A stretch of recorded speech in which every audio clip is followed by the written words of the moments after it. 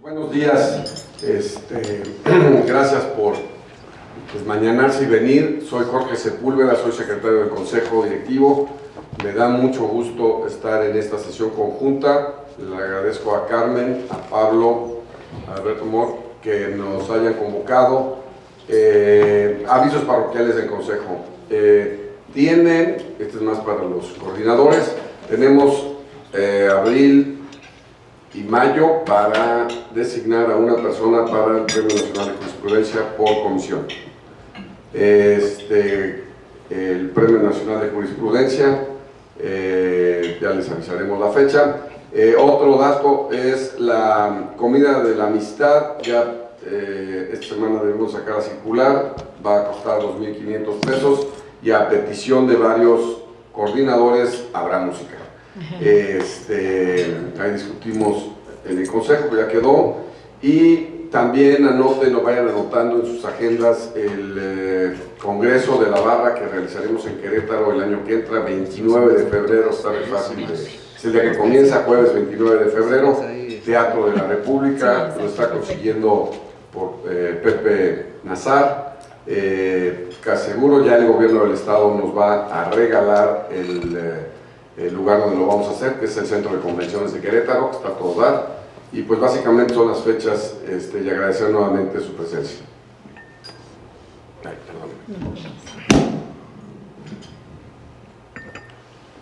Muchas gracias. También aprovecho para invitarlos a participar en la Fundación Barra Mexicana.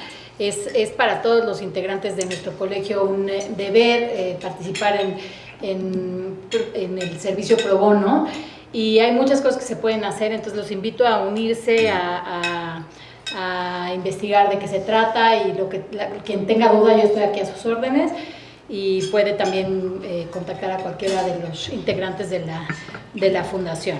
Y bueno, pues el honor de recibir aquí a Abel, que nos va a platicar sobre un dato súper importante. El doctor José Abel Flores Ramírez es un experto en derecho penal y nos hablará de los datos confidenciales en las empresas y sus consecuencias, el uso de los datos confidenciales y las implicaciones penales que tienen, ¿no? El doctor José Abel Flores Ramírez es abogado postulante por la Universidad La Salle, realizó sus estudios de especialidad en Derecho Penal en la Escuela Libre de Derecho, es maestro en Ciencias Jurídicas y doctor en Derecho por la Universidad Panamericana. Igualmente tiene una maestría en litigación oral en el California Western School of Law, en la ciudad de San Diego, California, y ha tenido una trayectoria en el sector privado desarrollándose como abogado penalista en prestigiados despachos de la Ciudad de México, siendo un especialista en derecho penal. Igualmente se ha desarrollado en el sector público en el área de Procuración de Justicia, ocupando importantes cargos a nivel federal en la Procuraduría General de la República, ahora Fiscalía General de la República, culminando su trayectoria en el sector público como encargado de la Dirección General de Delitos Cometidos por Servidores Públicos de la institución. A nivel internacional fue representante de México ante la Oficina de las Naciones Unidas contra la Droga y el Delito en el examen de aplicación de la Convención de las Naciones Unidas contra la Corrupción, realizada en la ciudad de Brasilia, Brasil, en agosto de 2011, e invitado especial por la Corte Interamericana de Derechos Humanos a su 40 aniversario en San José de Costa Rica. Es autor de 2 libros y varios artículos en materia de derecho penal. Fue catedrático de la Escuela Libre de Derecho y fue presidente de la Comisión Mexicana de Derechos Humanos en los años 2016 a 2021, y fue coordinador general de las observaciones electorales que ha realizado esta institución no gubernamental entre 2019 a 2018. Tiene una amplia experiencia en litigio penal y consultoría jurídica de más de 17 años. Pues muchísimas gracias por acompañarnos y por estar aquí. Bienvenido. ¿Quieres decir algo? Sí, me permiten. Muchas gracias. Sí. Adelante. Gracias, buenos días a todos. Yo nada más quería agradecer al doctor Alberto Mor y a Carmen Quijano que nos invitaran a la Comisión de Derecho Penal a participar de este evento. Es un tema que es sumamente importante, que empieza a tener trascendencia en señalamientos y en investigaciones ya actualmente en nuestro país. Y el expositor, tengo el gusto de conocerlo y de ver algo de su trayectoria y su profesionalismo, y sin duda es algo que nos beneficiará a todos, y agradecerte mucho, Abel, que estés aquí con nosotros.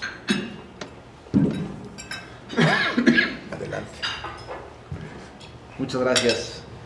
Y bueno, de alguna forma también este tema, un poco hablando con Alberto, que fue el que me invitó un poco a darles, a acudir a esta comisión o a estas comisiones.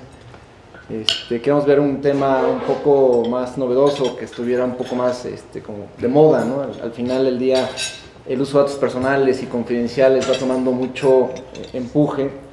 Y el día de hoy, muchas empresas, un poco el tema era confidenciales en las empresas porque era la Comisión de Derecho Empresarial, pero bueno, creo que se juntaron también aquí las comisiones de penal y de datos personales, porque creo que podemos aportar bastante a este tema.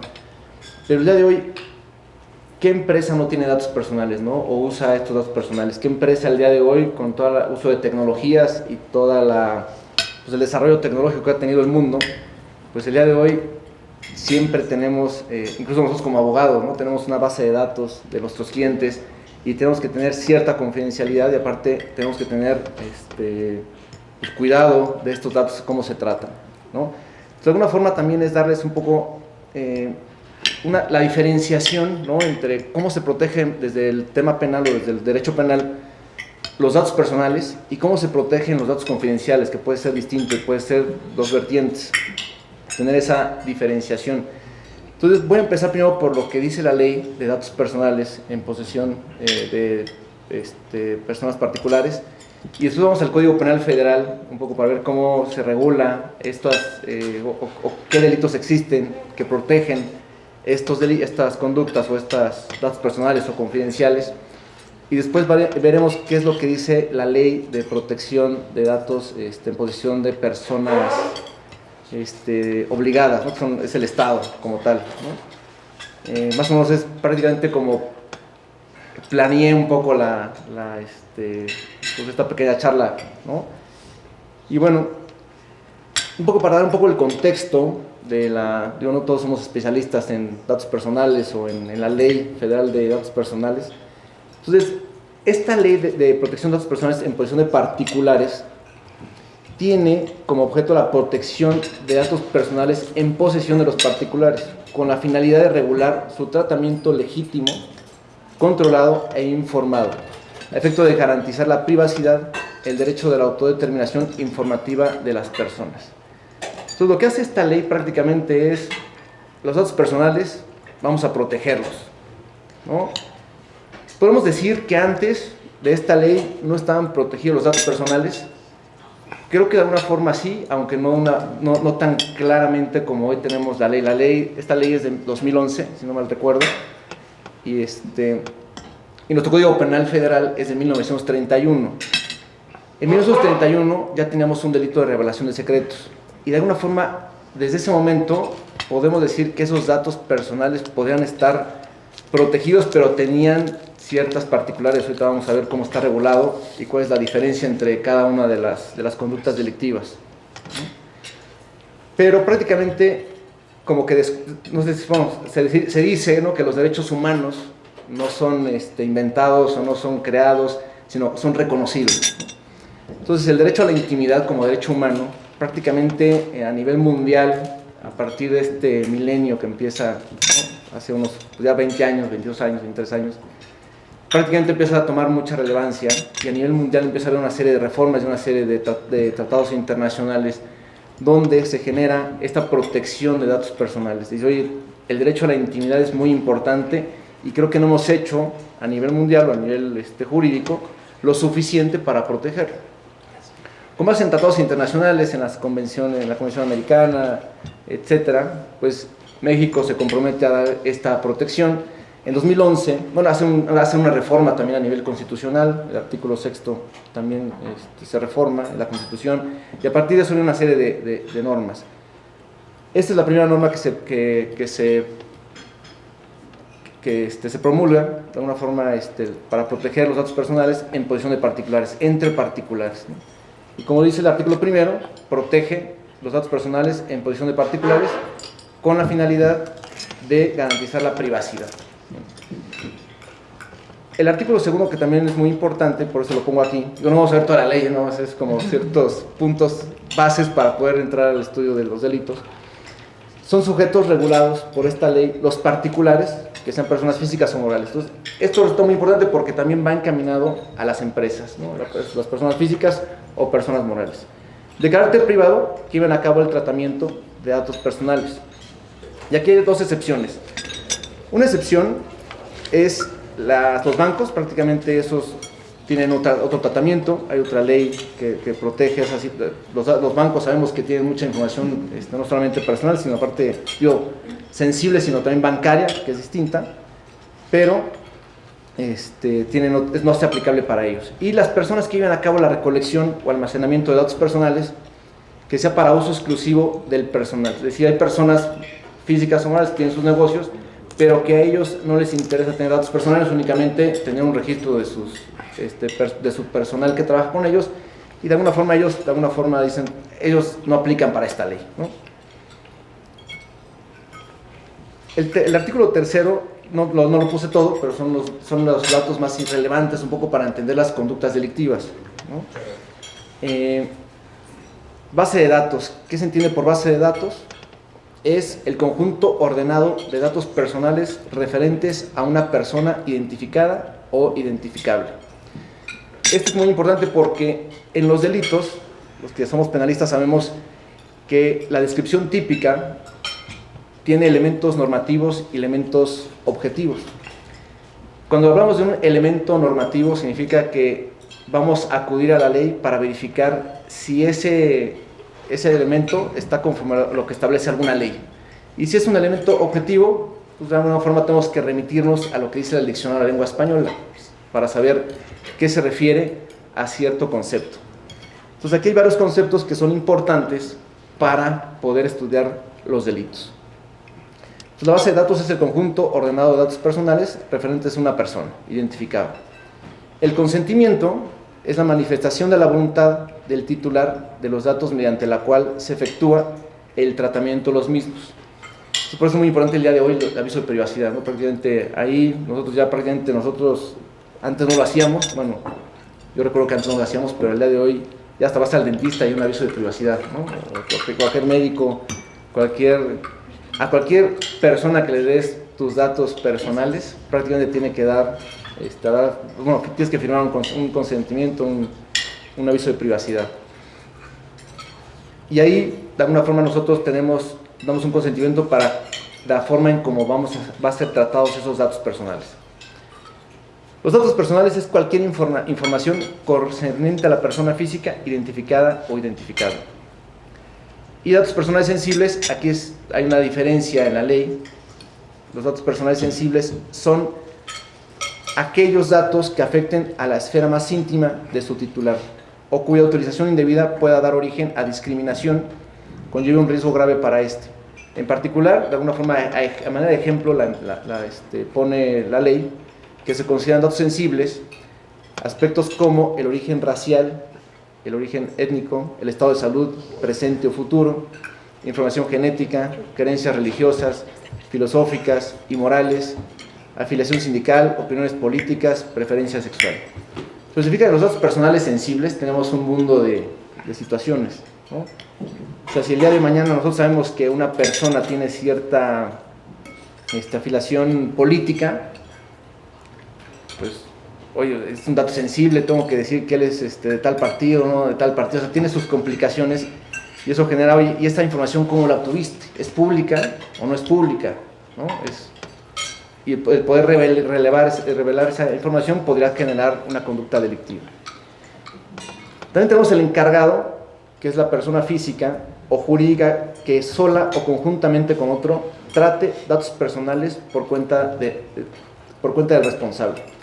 Aquí es importante porque los delitos que están señalados en la Ley de Protección de Datos Personales son delitos que tienen una calidad de garante.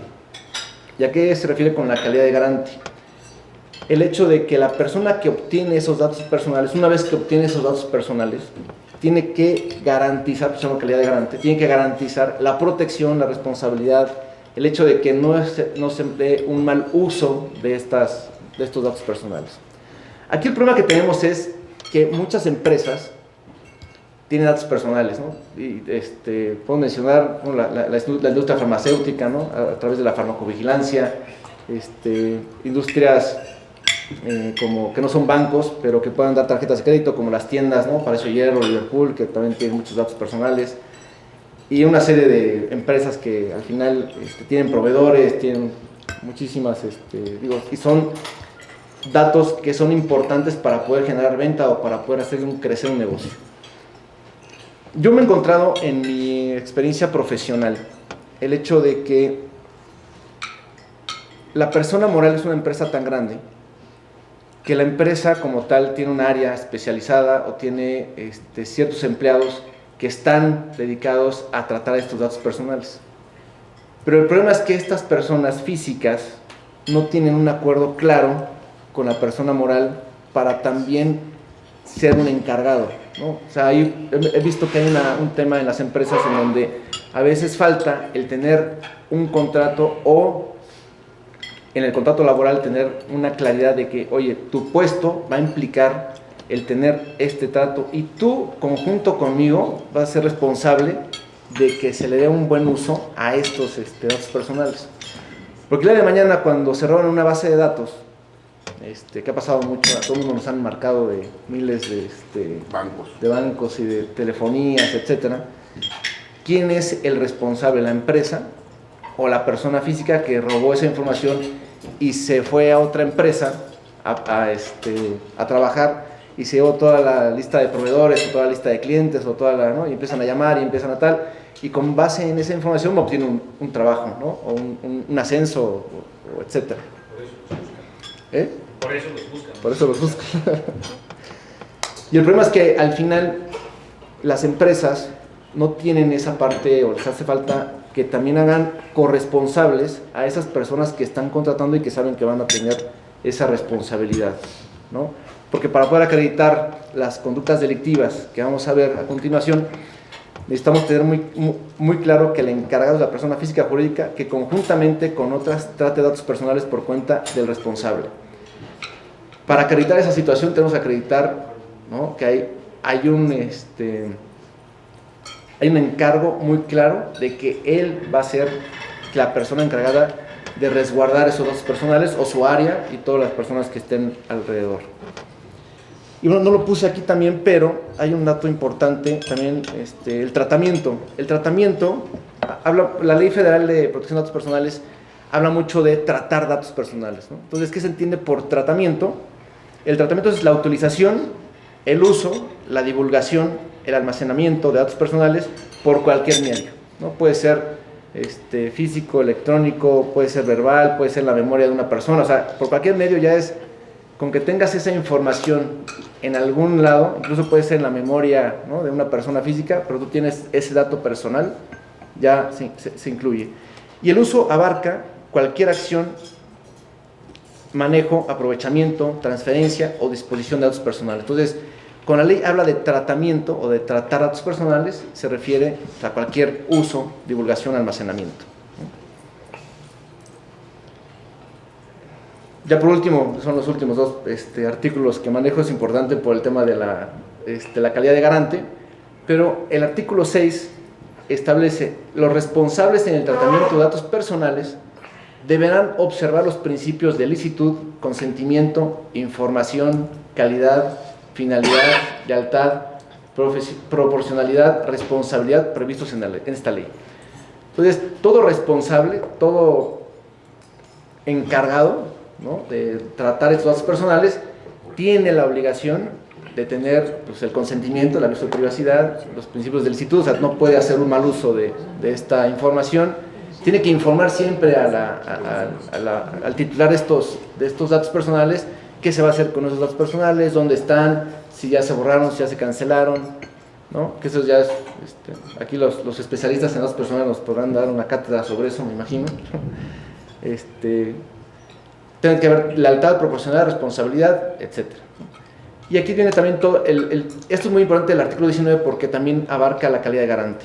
Todo responsable que lleve a cabo el tratamiento de datos personales deberá establecer y mantener medidas de seguridad administrativas, técnicas, físicas, que permitan proteger los datos personales contra daño, pérdida, alteración, destrucción de uso, acceso o tratamiento no autorizado. Los responsables no adoptarán los responsables no adoptarán medidas de seguridad menores aquellas que mantengan para el manejo de información. Asimismo, se tomará en cuenta el riesgo existente, las posibles consecuencias para los titulares, la sensibilidad de los datos y el desarrollo tecnológico.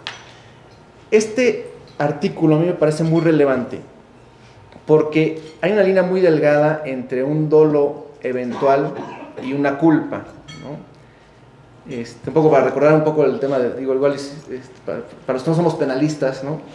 El dolo eventual es, yo no quería hacer o realizar esa conducta delictiva, pero el hecho de no tomar esas medidas de seguridad que me está estableciendo la ley, etcétera, de alguna forma estoy aceptando ese riesgo. Entonces, si yo tengo una base de datos que se pueda copiar fácilmente y no he hecho nada para que evitar que la persona que esté manejando sus datos personales pueda copiar y robar esa información, entonces podríamos hablar de que existe un dolo eventual, incluso algún dolo directo. Entonces, si tenemos la persona responsable o encargado de tratar estos datos personales, sí tiene una obligación de generar sistemas para poder evitar el daño, la pérdida, la alteración, ¿no? La destrucción o el mal uso de estos medios. El hecho de tenerlos y nada más decirles a los empleados que están tratando esos datos, oigan, cuidado porque esto puede ser delictivo, o saben que esto no debe ser mal usado, pues puede ser que no sea suficiente para evitar una conducta delictiva o un mal uso de estos, y podría generarse en todo caso un dolo por evitar, por hacer mal uso de estos temas, de estos datos personales. Bueno, con base en estas consideraciones preliminares, tenemos que existen 3 delitos que están, no sé si los conocieron o no, porque es que yo no he visto ninguna denuncia hasta el momento de este tipo de delitos o de estos delitos previstos en esta ley, pero hay 3 delitos, ¿no? Prácticamente. El primero establece una pena de 3 meses a 3 años de prisión al que, estando autorizado para tratar datos personales con ánimo de lucro, provoque una vulneración de seguridad a la base de datos bajo su custodia. Entonces, este primer delito va encaminado, nosotros decimos en materia penal que tenemos tipos penales especiales o tipos penales donde requiere que una persona tenga una calidad específica. Entonces, aquí considero que cuando dice autorizado para tratar datos personales, el autor tiene que tener una calidad específica. Entonces, aquí no cualquiera puede cometer este delito, únicamente las personas que están autorizadas para tratar esos datos personales. Si yo tuve acceso a una base de datos y copio esa base de datos y me la llevo y hago un uso indebido, yo no cometo ese delito porque yo no estoy autorizado para tratar esos datos personales. Entonces, un primer punto es, este delito está encaminado únicamente a esas personas. No cualquiera puede cometer ese delito, por eso se llama un delito especial, ¿no? Porque necesitas tener esa calidad específica para tratar datos personales. ¿Quiénes son esas personas que están encargadas, autorizadas, perdón? Son los encargados, ¿no? En el artículo 3 ya vimos quiénes son esas personas encargadas. ¿Cuáles son los datos personales? Bueno, también el artículo 3, por eso era importante verificar un poco qué es lo que decía el artículo 3. Los datos personales son cualquier información concerniente a una persona física identificada o identificada, ¿no? Después dice con ánimo de lucro. El ánimo de lucro, pareciera que siempre, cuando hablamos de ánimo de lucro, pareciera que siempre tiene que haber una retribución económica. Realmente el lucro, de acuerdo aquí me parece que estamos hablando de un elemento objetivo, en el sentido de que el lucro pues, puede ser cualquier ventaja o cualquier ganancia o provecho, y no necesariamente tiene que ser un dinero, ¿no? Efectivo, ¿no? Aquí me parece que el tipo penal se queda corto, ¿no? En el sentido de que únicamente sanciona cuando hay ánimo de lucro.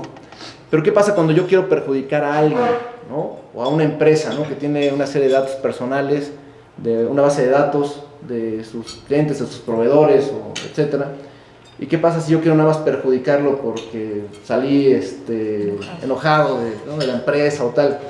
Pues prácticamente esa conducta ya no sería delictiva con base en lo que establece este artículo. Y bueno, habrá que ver si también esa persona cumple con la calidad específica de tratar datos personales. Entonces, si se fijan, un poco la primera reflexión que quiero hacer con ustedes es, pues este artículo se queda corto, ¿no? Queremos proteger los datos personales, el derecho penal creo que es un medio para, es la última consecuencia, la última ratio que tiene el sistema jurídico para poder tratar, defender nuestros derechos, pero al final, si vamos a poner una conducta delictiva, o si el legislador considera que esto es una conducta delictiva, ¿por qué restringirlo, ¿no? Si la idea es que se proteja un poco más, ¿no? El segundo artículo, el segundo delito más bien, que es el artículo 68, establece se sancionará con prisión de 6 meses a 5 años al que con fin de alcanzar un lucro indebido trate datos personales mediante el engaño. Bueno, perdón, me regreso un poco al artículo 67, disculpen ustedes. Hay otro punto aquí también que me parece que es importante del artículo 67 que no queda claro. Dice, provoque una vulneración de seguridad. Yo la verdad es que estuve estudiando mucho el tema, tratando de ver, yo la verdad no encuentro tan claro qué significa una vulneración de seguridad de los datos personales. Sabemos que vulnerar, pues es generar un perjuicio, generar un daño, ¿no? Pero un daño en la seguridad. ¿Y la seguridad qué es? Ahí yo considero que no está clara la conducta delictiva y que sí podría prestarse a, al final no se puede acreditar o sí se puede acreditar. No sé si alguien que maneje los datos personales de hoy, sí, la seguridad se refiere a tal, porque tampoco la ley lo establece tan claro, ¿no? O más bien no lo establece, ¿no? Hay una vulneración de seguridad. Seguridad, ¿no? Un poco, viendo me tuve que remitir un poco al diccionario de la lengua española, pero ya tiene muchas acepciones, ¿no? Seguridad jurídica, seguridad como vigilancia, etcétera, etcétera, ¿no? Dice calidad de seguro, certeza, confianza, pero me parece que es un elemento de la descripción típica que resulta ambiguo y que no genera una claridad de en qué momento se vulnera la seguridad de los datos personales. En el momento que sean públicos, en el momento en el que se usen para una cosa es que sean públicos y que otra persona pueda conocerlos, y otra cosa es que ya se genera un daño o un posible daño, ¿no? ¿Hasta qué punto es la seguridad de la base de datos bajo su custodia? Creo que será mucho más claro si se dijera que se publique o que se difunda. Pero sí, esa parte de la vulneración de la seguridad nos deja un estado de indefensión a todos, ¿no? A toda la sociedad, porque no sabemos a qué se refiere, ¿no? El segundo, pasando al siguiente artículo, se sancionará con prisión de 6 meses a 5 años al que con fin de alcanzar un lucro indebido, que prácticamente es el mismo elemento del artículo anterior, trate datos personales mediante el engaño, aprovechándose el error que se encuentre el titular o la persona autorizada para transmitirlos. Aquí también vemos que alcanzar un lucro indebido, ¿no? También creo que se queda corta la descripción típica, porque también puede ser con el único fin de causar un daño. Yo quiero causar un daño a una persona y a menos de que tenga un lucro, pues, habrá una indebido, ¿no? Tiene que ser, no nada más un lucro, tiene que ser indebido también, ¿no? Un lucro debido, sí. Que eso tiene es distinto, ¿no? Arriba dice un ánimo de lucro, ¿no? Y aquí un lucro indebido. Entonces, ¿cuál es la diferencia, no? ¿Por qué hace una diferencia en esa parte? ¿Y quién sería el sujeto que puede denunciar estos delitos? El del 67 y 68. En principio, es un delito que se persigue de oficio. Entonces, cualquier persona puede hacer esa, o sea, la ley, yo pensaría que debe ser de querella, porque los datos personales son, personales e íntimos. Ahorita yo te comento.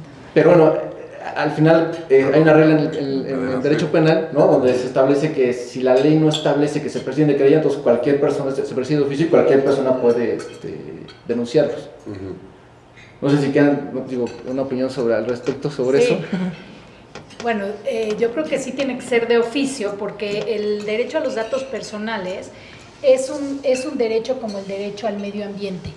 No es tanto solo personal, porque si yo permito que se afecte mi derecho a la protección de datos personales, es un ecosistema en donde voy permitiendo, si todos vamos permitiendo que se usen nuestros datos indebidamente, hacemos un perjuicio a la sociedad en general, porque es un derecho que si no se protege colectivamente, un poco podemos hacer individualmente.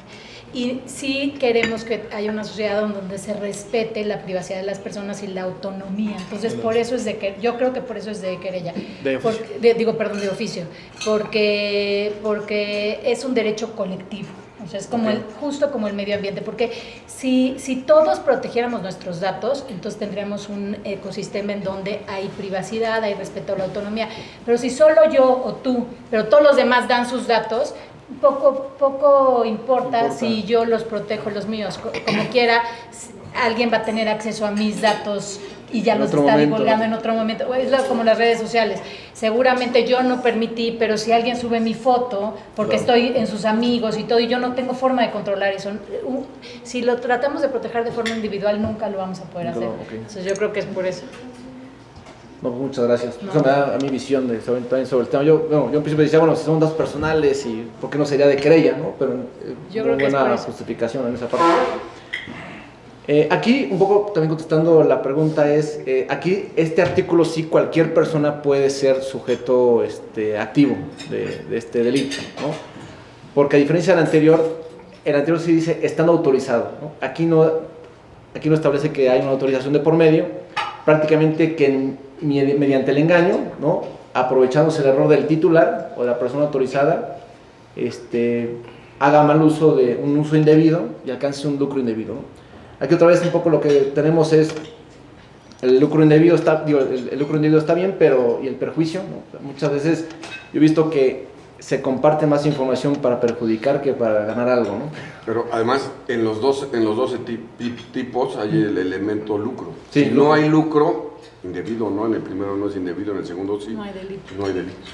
Que es el caso que poníamos, ¿no? El clásico gerente de recursos que tiene muchísima información, que se va a otra compañía precisamente por la información que posee. Así es. En ese caso no es un lucro directo, no se puede acreditar el tipo, ¿no? Pero hay un lucro, ¿no? Yo creo que sí. No, si cambia el trabajo, ahí me parece que... Pero si se lo dan por esa razón. O el que Sí. quiere difundir. Acreditarlo tiene su complicación. Yo quiero poner dos ejemplos muy particulares. Por ejemplo, cuando se roban las bases de datos de los partidos políticos. O sea, ¿hay un lucro? Sí, hay un lucro. Sí, o sea, claro. no necesariamente en dinero. Sí, no solamente el dinero. Es que ese es el elemento, Otro exactamente. ejemplo, cuando se roban las bases de datos de las escuelas. Alguien abre su escuela y se roba la base de datos de la escuela donde trabajaba antes, ¿no? Y le llama a todas las personas y se roba a todos los alumnos. Es que no hay lucro. Sí. ¿No? Sí hay un lucro, ¿no? No sé, yo creo que Yo no. creo que sí, porque está haciendo una actividad económica con una Al final retribución. obtienes un beneficio económico, pero, Eso es lucro. pero no hay lucro no sé, está interesantísimo. Ahí es Sí hay lucro, yo creo. Sí, ya, A ver. Yo diría que aplica, bueno, que un poquito haciendo el símil, por ejemplo, en derechos de autor se hablan de lucro directo y lucro indirecto. Sí, es. Sí. Entonces, aunque materialmente no se viera que, por ejemplo, en el supuesto que comentaba el abogado, aunque no se vea que va a recibir una gran cantidad de dinero, pero al final de cuentas, porque no es el trabajo, pero al final de cuentas sí está recibiendo un beneficio, desde el punto de vista que a cambio de la empresa, pues lo va a recibir un ingreso mayor u otras prestaciones que la empresa de origen no tenía. Eso es prolongado.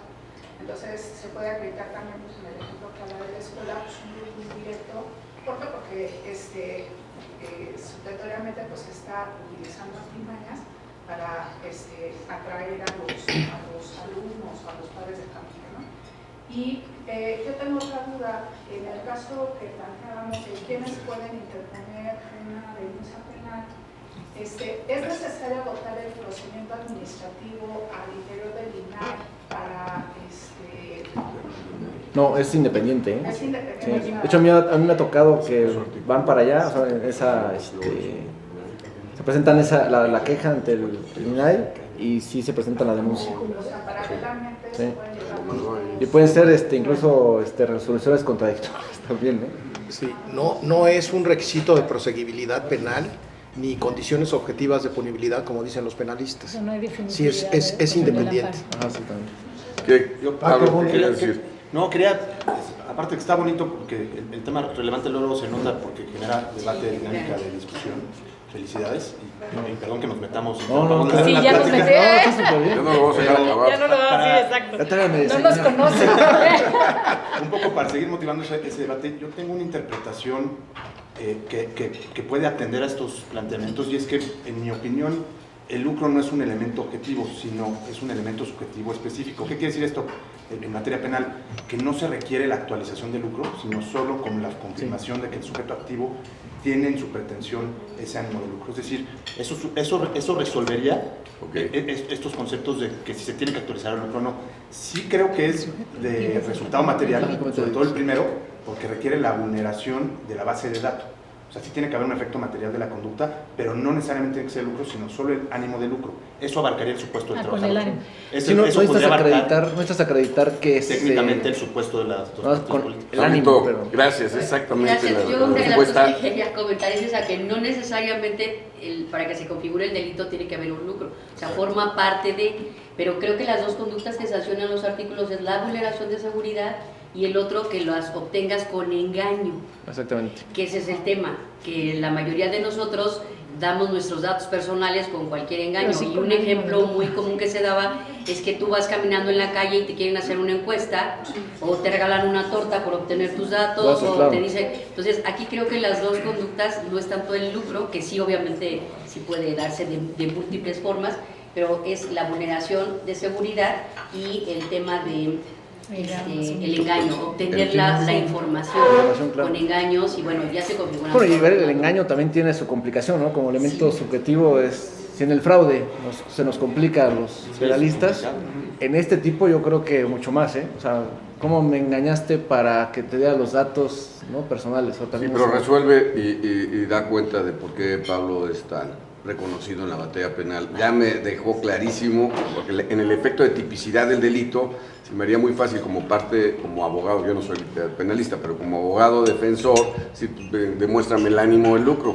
Me aniquila Pablo porque efectivamente pues, es un elemento que puede ser probado de otra forma. Tienes la intención nada más, todavía no tienes lucro, no tendría que haber una prueba de lucro, ¿no? Se habla de ánimo, inclusive. de ánimo, sí. Sí, es un delito de resultado formal, ¿no? ¿Qué significa esto? Que no requiere un daño concreto, sino la posibilidad únicamente de dañarse, ¿no? O sea, provoca una vulneración de seguridad, no implica que haya un daño ya concreto de una vulneración, ¿no? O sea, que ponga en peligro. Y el segundo es, aprovechándose del error, se encuentra, o sea, el otro es prácticamente alcanzar un fin debido, ¿no? Obtenga esos datos, ¿no? Por medio del engaño. Sí, a ver, ¿puedo? Sí, adelante. Porque estamos en el mundo de los ejemplos. De los ejemplos. Bueno, aquí en la barra ahora. Luego no traemos temas personales, pero yo precisamente ahorita tengo a un cliente que va a vender una escuela. Okay. Y pues estamos en el convenio de confidencialidad, precisamente lo que decía Vivis, ¿no? Que qué tal que si es un engaño que le dice a mi cliente que le va a comprar la escuela y No, empieza su due diligence y lo que quiere es saber cómo le hace para ponerle la de él Sí, y claro. llevárselos Y sí a pasa, los ¿eh? chicos, ¿no? Claro. Sí pasa. Sí. Sí. Yo tuve un ejemplo así con un cliente Te en hablamos, donde ¿eh? tenía una ferretería. Sí, Ale. Pide tarjeta, Ale. Por favor. Pero pasó completamente, él tiene no sé, tiene 5 o 6 ferreterías en la zona metropolitana y estaba vendiendo 2 o 3. Y hubo oye, quiero comprarte tantas, ¿no? Las que están ubicadas en tal y tal lugar. Oye, necesito que me des acceso para verificar pues, estados financieros. Y lo que hizo fue al final, se robó la base de datos de los clientes, ¿no? Entonces empezó a llamar, empezó a tal y puso sus ferreterías, ¿no? Entonces, sí es el día de los datos personales o esta base de datos, sí tienen una ventaja competitiva, ¿no? Entonces también en ese sentido se tiene que proteger, ¿no? Pero sí pasa, entonces hay que tener cuidado con esa parte. Bueno, siguiendo un poco con gracias por sus contribuciones, de verdad, que a mí me ayudó muchísimo. Pero déjenme terminar. No. Déjenme terminar. El artículo 69 prácticamente es un tipo penal agravado, en donde hay una diferencia. Vimos en el artículo tercero que hay datos personales sensibles. Esos datos personales sensibles, si hay una vulneración o hay se alcanza lucro indebido para, mediante el engaño, tratarlos, pues hay una pena mayor, ¿no? Entonces, eso es prácticamente lo mismo, nada más hay que diferenciar entre datos personales y datos personales sensibles. O sea, la tarjeta de crédito, mi tarjeta de crédito es un dato personal sensible o no. El estado de cuenta, Eso- sí. O sea, tu número. O sea, mi número, ¿no? Yo no estoy tan Híjole, seguro, no estoy tan yo no pensé. De hecho, un poco por la siguiente. O sea, Es un dato patrimonialmente sensible. sensible, sí, ¿no? El dato sensible, mira, aquí un poco Lo regresando. define la propia ley. Es que me acuerdo Dice- lo que dijiste de dato personal sensible y no era Es que el dato personal Es que es escuchen. cualquier información Ahí está. concerniente a una persona física identificada o identificable. O sea, No, ese es el dato personal, sí, dato personal. Luego, El sensible Sí, es el de la que raza, afecta la en la raza, esfera más íntima. más íntima, ¿no? Es el origen racial, Preferencia étnico, sexual, estado de salud, tu- etcétera. Información el dato genética. personal- el dato personal sensible el es muy, reconocimiento. la verdad es que ese concepto es muy ambiguo, porque dice, es el que es de la esfera más íntima y el que te puede dar ocasión a que te discriminen. Entonces eso es súper amplio, casi que todo podría ser a mí sensible. la lana es hipersensible. Bueno, Pero un y- dato personal, pero en términos generales, Ujú. la lana o Sí. es un dato patrimonial que tiene un grado de protección, pero no tanto como el sensible. Sí. Ok. Por ejemplo, o sea, yo pensaría que el dato personal sería nombre, domicilio. No, a ver, también eso es No, un no. error. Es que ese es un error que empezó desde la ley desde hace mucho, que todo el mundo Que dice la un ley dato tampoco lo personal. define. Sí, lo A mí define. que sí lo- sepan que soy gay no me importa. pero que sepan que ya Ah, bueno, es así me arde. Ah, bueno. Oye, es que eso es lo bueno, la verdad es que esa es la bendición de estas sesiones. Sí, claro, Y que hay gente de penal, hay gente de datos personales, hay gente, entonces cada quien puede aportar al tema el expertise que tiene. Pero hay en este área de datos personales hay conceptos súper técnicos y que me gustaría ahorita acotarlos porque si no, la gente que lee nada más la ley de primera vez dice, esto es así, y no, hay toda una historia y de dónde viene la ley, sus conceptos, etcétera. Uno de los conceptos es el dato personal. El dato personal, ahí dice la ley, es cualquier información concerniente a una persona identificada o identificable. Y se ha dicho que es entonces tu nombre, tu domicilio, básicamente tu estado civil y todo, pero no, esos son los datos que te identifican, pero si se fijan en el concepto, dice cualquier información concerniente a una persona identificada, no dice los datos que la identifican, y ahí se confunde. Y según lo que ha dicho la jurisprudencia, cualquier información es cualquier, por ejemplo, los datos de una casa, ¿es dato personal o no es dato personal? O sea, ¿cómo es tu casa? ¿Dónde vives? ¿Qué tipo de casa es? ¿Es un dato personal? ¿Sí o no? No me identifica. Eso no es un dato personal. Digo, materia de seguridad, yo sí, ¿no? O sea, Si es un dato personal, si está relacionada a una persona. Decir que hay una casa en las Lomas de Chapultepec que vale $2 millones y que, bueno, ¿es un dato personal o no? Si es así nada más una información, pues no es un dato personal. Pero si yo sé que esa casa es del Liceo de Sepúlveda, entonces sí es un dato personal. ¿Por qué? Porque es concerniente a una persona identificada. Se refiere a una persona identificada. Pero eso no es sensible. Depende. Si la pueden discriminar por eso, sí, no creo que la puedan discriminar. Si es parte de la esfera más íntima. Entonces, históricamente se ha dicho que los datos patrimoniales tienen un grado de protección, pero no son sensibles. Otro tema súper importante es el del encargado. El encargado en materia de datos personales no es la persona a la que le encargas la protección de datos, no. Hay tres sujetos en la relación. El titular, que es el dueño de los datos, el responsable, que es quien los trata, el tercero, que es cualquier tercera persona, y hay uno que es especialísimo, que es el encargado.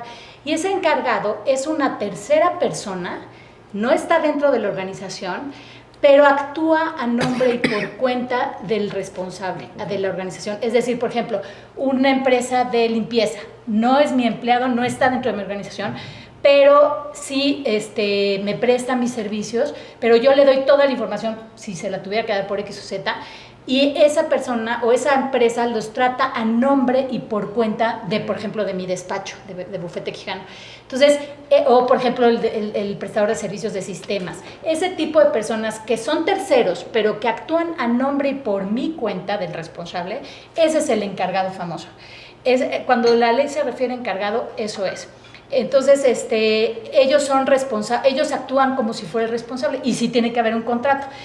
No son los empleados de mi organización. Los empleados de mi organización actúan dentro de la empresa y ahí sí los penalistas, son los especialistas que nos digan, cuando un empleado de una organización cuando la empresa comete un delito, pues siempre lo hace a través de personas, no lo hace el ente. Máquina. Exacto.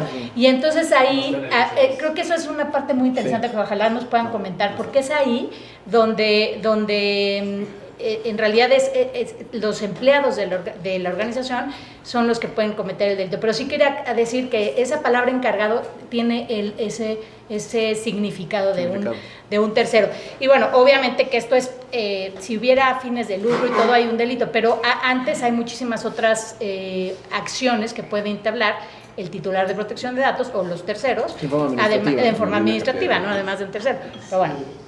En la mañanera han sacado información privilegiada del SAT, ¿no? Sí. Esa se está cometiendo un delito o no. Pero no es a la luz de no es a la luz de Hay delitos específicos. De la de sujetos obligados. Yo quisiera hacer un comentario para poder determinar el tema de datos sensible. Y es que, toda la información que son datos y que acaba de conceptualizar muy bien, engloba todo, o sea, todo lo que tiene que ver desde la esfera íntima hasta la privada y hasta lo que puede ser público de nuestra vida privada, ¿no? Entonces, dependiendo del efecto del dato que se ventile y también de las circunstancias alrededor, podemos determinar la sensibilidad. Sí, claro. Ejemplo, o sea, yo trabajo en lo de gobierno y como que se dan más también los ejemplos. Cuando hay una persona que es víctima de violencia, ¿no?, de género y está siendo resguardada en algún lugar, por ejemplo, una vez se sancionó al Instituto de Mujeres porque se reveló el domicilio donde se encontraban resguardadas las personas. Qué interesante. O sea, el domicilio, la ubicación de la persona, en ese momento era súper sensible, claro. Sí. porque ubicar a las mujeres en esa situación de Depende del violencia caso. las hacía vulnerables, Claro. y hubo quien fue localizada y no sé si alguna falleció porque la mataron, no sé, alguna cosa así grave. Entonces, si te das cuenta el efecto ahí de la sensibilidad, en un dato que todo el mundo puede decir, no, pues es común, es el domicilio. No, a ver, espera, dependiendo de las circunstancias, es que se puede determinar. Claro. Ahora, me voy al otro extremo, lo que puede ser público. Acaba de mencionar cuando se reveló el dato de la Casa de la Gaviota. Ahí todo el mundo alegaba eso, ¿no? Es que es dato personal sensible, y que su casa, no, un momento. Aquí era un dato patrimonial que además implicaba rendición de cuentas y ese dato puede ser público y se podía revelar porque atrás de eso había muchas otras circunstancias que tenían que ver con un interés público, con rendición de cuentas y con otras cosas que hacían que el dato, pues, sin que dejara de ser confidencial, sí, claro, se pudiera hacer público. Entonces, creo que aquí hay que hacer un análisis y les recomiendo un cuadernito que saca el INAI que se llama Lo íntimo, lo privado y lo público, y eso nos puede ayudar muchísimo para determinar esta parte y poder establecer ese nivel de sensibilidad, claro, que nos lleve a encajar la conducta en ese delito, ¿no? Y aquí da una pregunta rápida que dijo que era del artículo 68, ¿era un delito de qué? Especial. ¿Especial? Bueno, especial se refiere a que el sujeto activo, o sea, la persona que comete el delito, tiene que tener una calidad específica, que sería la de tener una autorización, ¿no? Autorizado para tratar datos personales. Entonces tenemos que acreditar que él está autorizado. ¿Qué implica calidad específica? Por ejemplo, el robo de dependiente. Solamente la sirvienta o solamente la doméstica, solamente esa persona puede cometer ese ilícito. Se requiere de una calidad específica de la gente, que es lo que dicen los penalistas.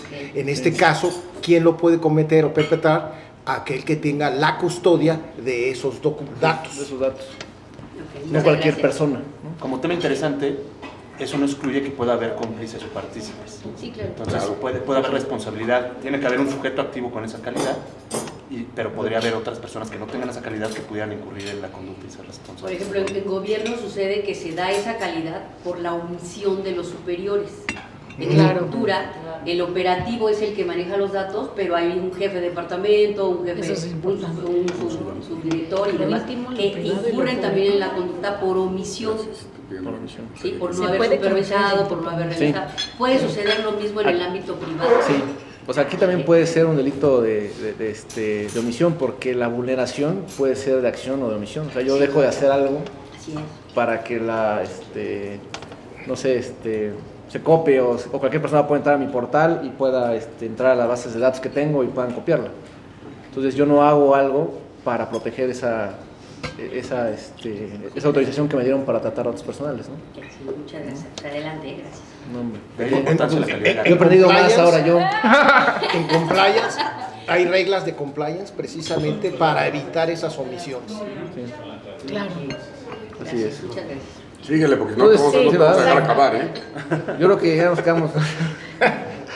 Entonces, bueno, un poco lo que quiero hacer una comparación. A ver, ya vimos los delitos que están en la ley especial, ¿no?, de datos personales. ¿Qué dice el Código Penal Federal? Y es importante un poco hacer autodecisión. Oye, ¿qué pasa con los datos bursátiles, ¿no?, financieros? Bueno, de propiedad industrial sí hay una ley especial, que es la propiedad industrial, que aquí Mario es el especialista en la materia, ¿no? Pero hay muchos otros datos, ¿no?, que no son datos sensibles, datos personales, ¿no? O sea, datos personales sensibles, ¿no? Y habrá que ver hasta qué punto ¿Hasta qué entre, punto, ¿no? caso por caso? O sea, una tarjeta de crédito, el número de tarjeta de crédito es un dato sensible, ¿no? O no es un dato Como sensible, dice. entonces es un dato bancario, ¿no? Entonces esa protección o un estado de cuenta, ¿no?, es un dato sensible o no, etcétera, ¿no? O sea, esa parte también tenemos. Entonces, el Código Penal Federal sí tiene estos 3 delitos, ¿no? Y prácticamente a nivel local estos delitos han sido copiados, ¿no?, de alguna u otra forma en los estados, en cada uno de los estados. El primer delito se impondrá de 30 a 200 jornadas de trabajo en favor de la comunidad. Aquí es un delito también que no tiene una pena de prisión, de vacilada, Sí. que en 1931 sí tenía, cuando se publicó, sí tenía una pena de prisión de 1 a 5 años de prisión. Después en el 94, desconozco, es que no me dio tiempo de meterme a las discusiones de las comisiones, en 1994 hacen una reforma y nada más le ponen las jornadas de trabajo, ¿no? Desconozco, la verdad es que no, desconozco por qué, cuál fue el sentido, pero al final no tiene una pena de prisión. Y dice, al que sin causa justa, sin justa causa, perdón, con perjuicio de alguien y sin consentimiento de que pueda resultar perjudicado, revele algún secreto o comunicación reservada, que conoce o ha recibido con motivo de su empleo, cargo o puesto. Entonces aquí a diferencia del delito anterior, y los delitos de la ley de datos personales, no hablan de datos personales, hablan de secreto o comunicación reservada, que ahorita vamos a ver qué es lo que considero que significa, ¿no? Porque también habrá que ver. El artículo 211 castiga, aquí tiene una pena de prisión de 1 a 5 años de prisión. Aquí va dirigido a y suspensión de la profesión. O sea, aquí va dirigido, también es un delito específico, ¿no?, especial, cuando la revelación punible sea hecha por una persona que presta sus servicios profesionales o técnicos, o por funcionario o empleado público, cuando el secreto revelado o publicado sea de carácter industrial, ¿no? O sea, aquí es un delito penal, es un tipo agravado, perdón. O sea, tenemos que primero acreditar que hay una revelación, y después si eres profesionista, encargado o empleado, hiciste esa revelación, hay una pena mayor, ¿no? Y luego el artículo 211, ¿no? A quien revele, divulgue o utilice indebidamente o en perjuicio de otro información o imágenes obtenidas de una intervención de comunicación privada, se le aplicarán sanciones de 6 a 12 años de prisión y de 300 a 600 días multa, ¿no? Este último delito estuvo muy en boga con el tema de Pío López Obrador, ¿no?, cuando se publicaron los videos y se hizo la denuncia, etcétera, y todo. Ahorita si quieren hablamos sobre ese delito. Pero, bueno, el Código Penal, ahí les quería poner el Código Penal del Distrito Federal, que casi dice lo mismo, pero nada más en un mismo artículo, pero para no perder. Incluye el uso, ¿no?, de la información.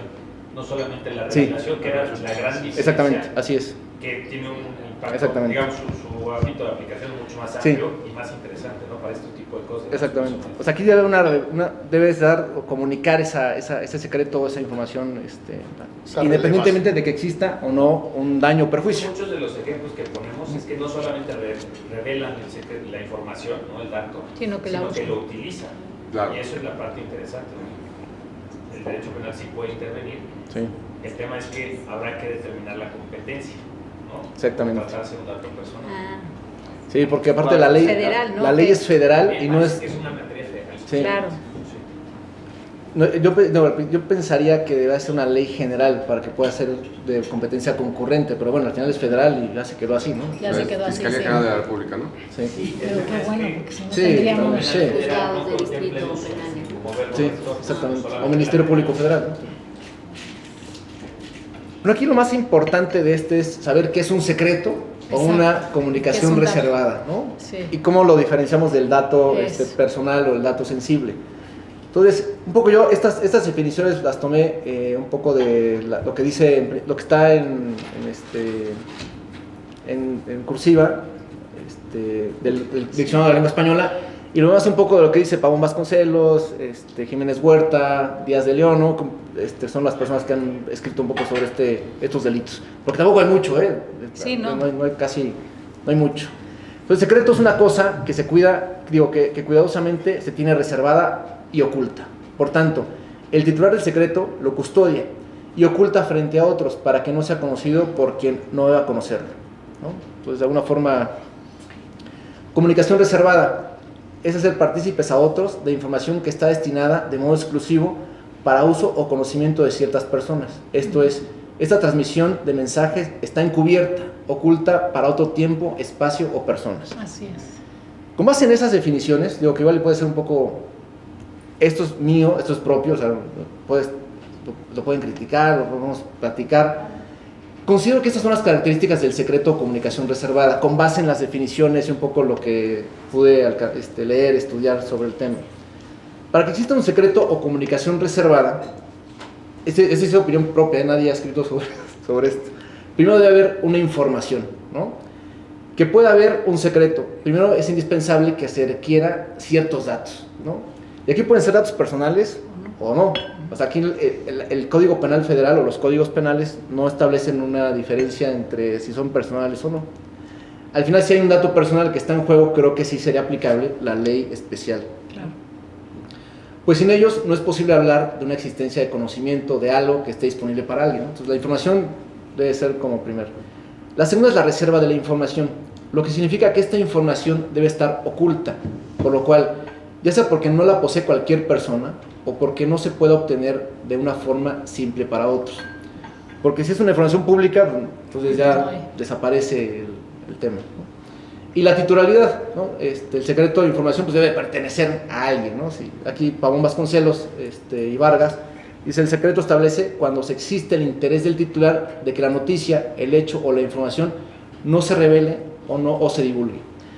Hay que ver que estos tres autores que consulté, que son Jiménez Huerta, Pavón Vasconcelos y Díaz de León, escribieron estos libros antes de que se publicaran normas de datos. todas las normas de datos, ¿no? Entonces, ellos hablan para que pueda tener aplicación los delitos de revelación de secretos, ellos hablan de que que el titular debe dar ese aviso, como que está al revés, ¿no? El aviso de que yo quiero que esos datos estén resguardados, y si no lo da, se entiende que no hay, ¿no? El día de hoy, con la ley de datos personales, ya es de cajón, ¿no? Ya es de cajón. al revés. Es al revés, ¿no? Cuando hay datos personales, porque si no hubiera, Exactamente. O sea, un ejemplo de caso de confidencialidad que no es de datos, es, por ejemplo, un non-disclosure agreement de una operación entre dos personas morales. Se supone, aunque hay jurisprudencia a veces en contradicción, pero si hubiera información, la información de personas morales no es un dato personal, o sea, no son sujetos de protección de la ley de datos. Entonces, si dos personas morales pactan que no se va a revelar, por ejemplo, una operación, una fusión, en fin, eso es un convenio de confidencialidad que estará protegido por el Código Penal, pero no tiene nada que ver con la ley de datos. Eres Sí, un ejemplo pero de ese caso. yo creo que ahí sí tendría que ver con la ley general de transparencia, acceso a la Eso sí. información. Porque ahí sí bueno, está sí. protegido el hecho de que la información bursátil, la información bancaria, la información postal, entonces hay varias, dice que sí es confidencial. Esa ley sí establece que eso es confidencial.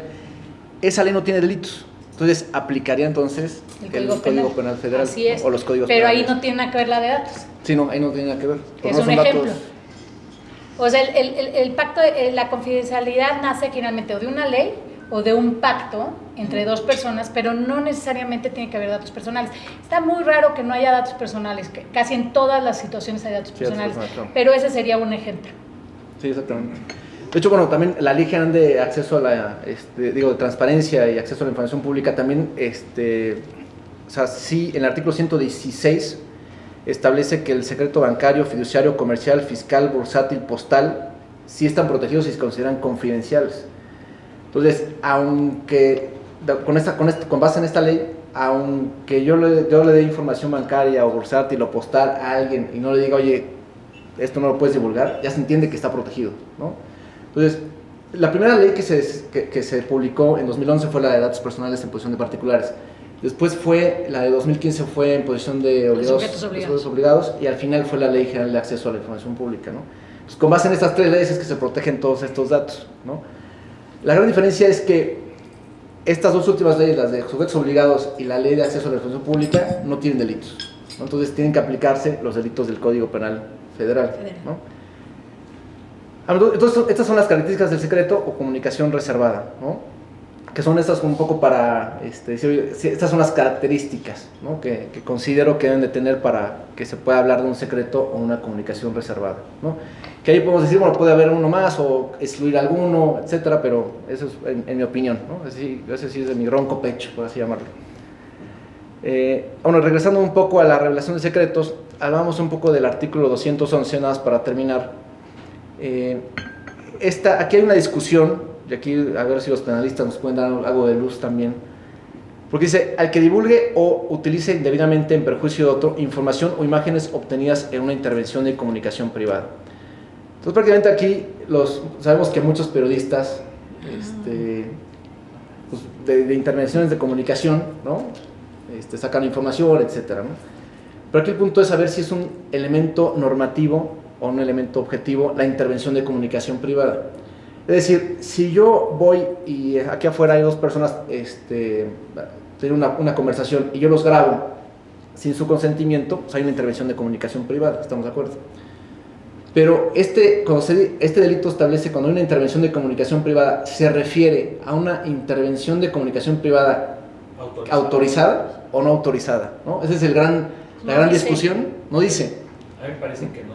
No, yo también la ley creo. no distingue y soy intérprete, no tiene que distinguir. Exactamente. Puede ser una intervención de comunicaciones privadas autorizada por un juez de control. Y también puede ser O una intervención de comunicaciones privadas ilícita. Ilegal. Absolutamente ilícita. Pero ahí dice indebidamente, ¿no? Porque No, pero lo que califica el indebido es a la revelación o al Exacto. uso de la El uso de información, la- no a la intervención. Ok. Pues yo sí creo que cualquiera de las dos.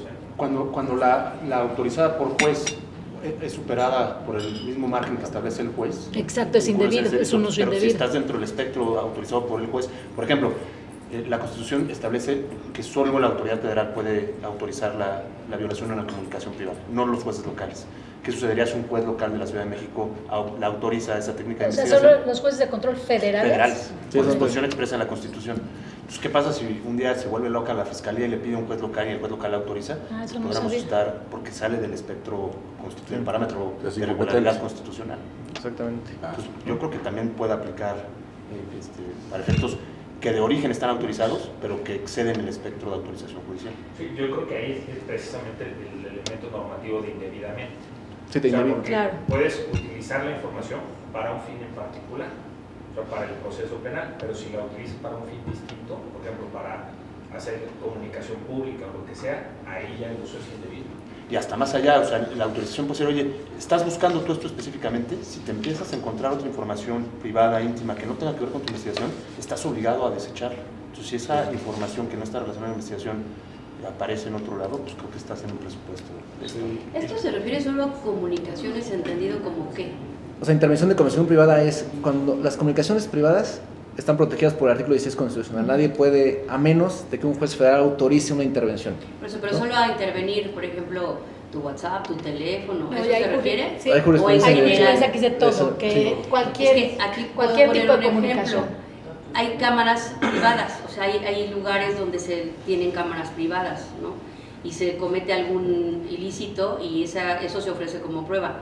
Y resulta que lo que se ofrece como prueba en algún procedimiento, por ahí ya salió el video, Pero ahí no hay comunicación. ¿no? ¿Sería ese supuesto? Ajá, pero ahí no hay comunicación. O sea, bueno, si Por es eso, una... ¿a qué se refiere entonces? Si es una, si es una ¿cómo se llama? Mensajes, ¿no? Sí, si es una cámara de seguridad donde no tiene audio, no más video, no hay porque la comunicación sí implica el tener Pero sí tiene un mensaje. No, pero la jurisprudencia es súper amplia, ¿eh? Sí tiene Déjase la fácil, Vivi.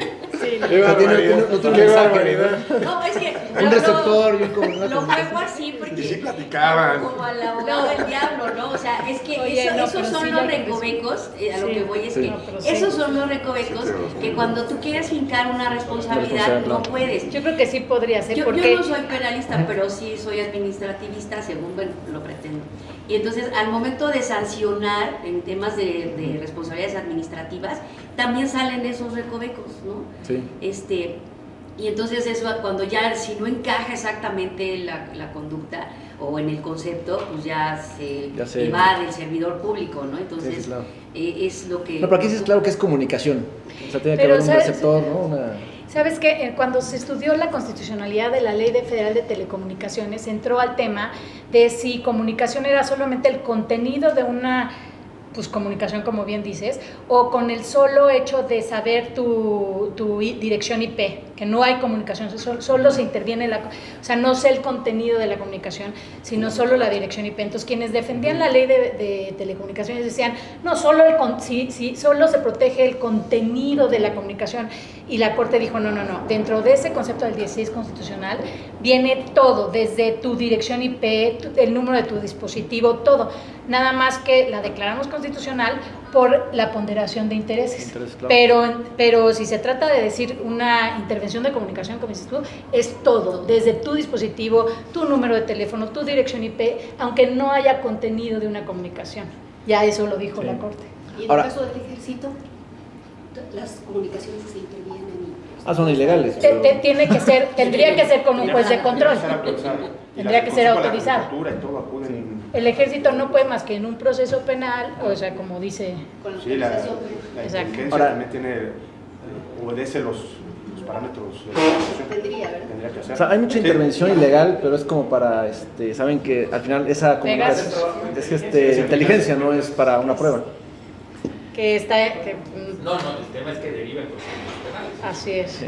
Ahora, yo de las pocas, he tenido 3 ocasiones en que he pedido intervención de comunicaciones, y los jueces federales siempre, lo que he sabido, a mí me ha tocado, es que sí intervienen, o sea, sí autorizan la intervención de comunicación privada, pero no los datos conservados. O sea, no autorizan meterse al WhatsApp, al Facebook, o sea, solamente la comunicación, ¿no? Nunca me ha tocado a mí, no tengo muchos asuntos de ese tipo, Tampoco pero... hay muchos. Pero en temas familiares sí puedes aportar como prueba las comunicaciones. Si tú eres parte Si tú eres parte, sí.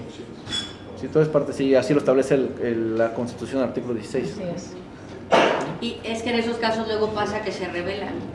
Sí. O sea, estaba en el expediente la foto de la plática de WhatsApp y...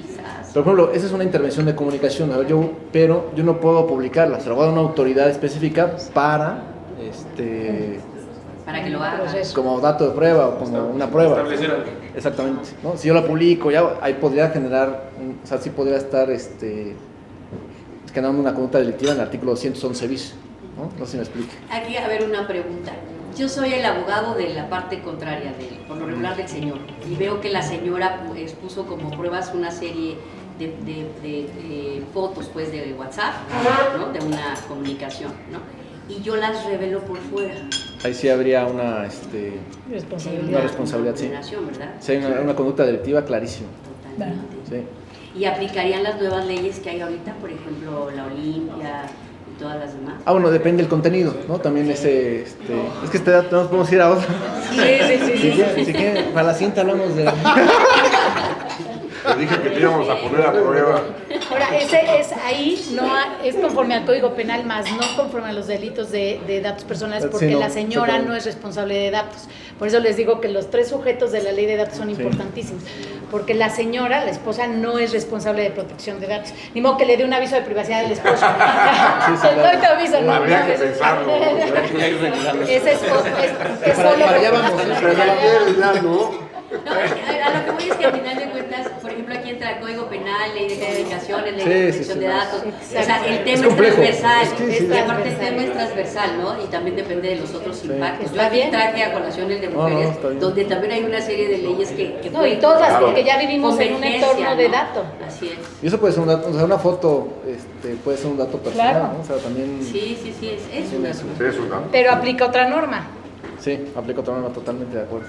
Muy bien, muchas gracias. Bueno, para terminar, concluir, también está la Ley General de Protección de Datos Personales en posesión de sujetos obligados. Rapidísamente, esta ley tiene como objeto establecer las bases, principios, procedimientos para garantizar el derecho que tiene toda persona de proteger sus datos personales en posesión de sujetos obligados. ¿Quiénes son los sujetos obligados? El gobierno, ¿no? A nivel federal, local, municipal, poder ejecutivo, legislativo, partidos políticos, fideicomisos, fondos públicos, todo, sindicatos, etcétera, ¿no? Y esta ley no tiene delitos. Entonces, ¿cuáles serían los delitos aplicables? Yo considero que serían estos 2 delitos que están en el Código Penal Federal.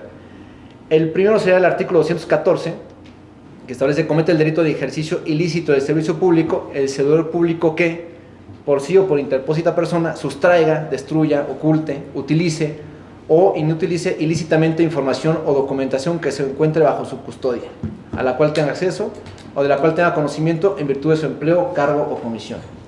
Entonces, prácticamente cualquier persona de gobierno que haga mal uso de información que tenga a su cargo, aquí llámese datos personales o no datos personales, o cualquier información, puede ser bursátil, puede ser industrial, comercial, pues podría cometer esta conducta delictiva.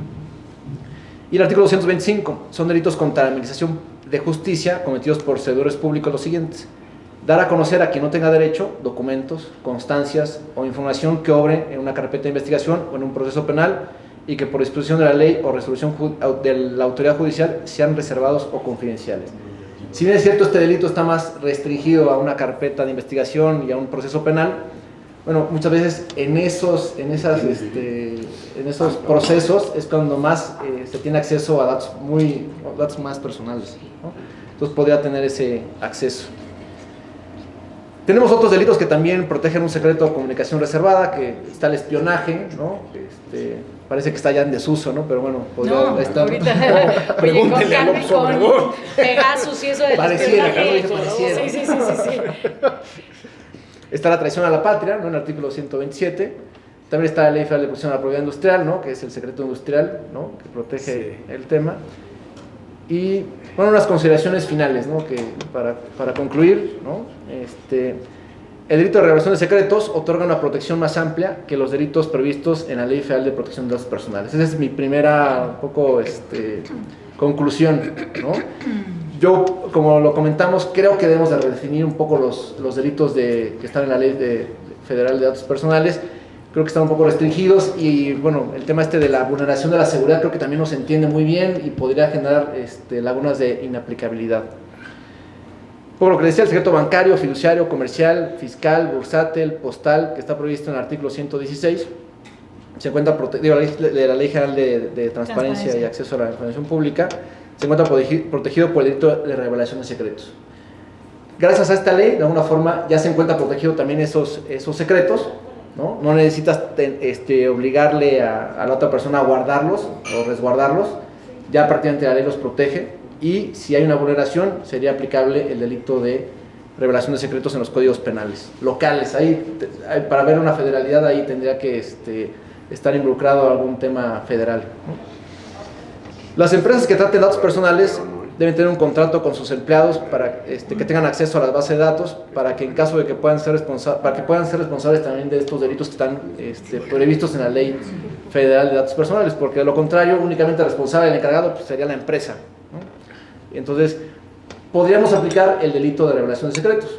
También no deja de ser impune, pero podríamos generar una mejor, como empresa, o las personas que tienen tratan esos datos personales podrían generar una mejor protección en esa parte.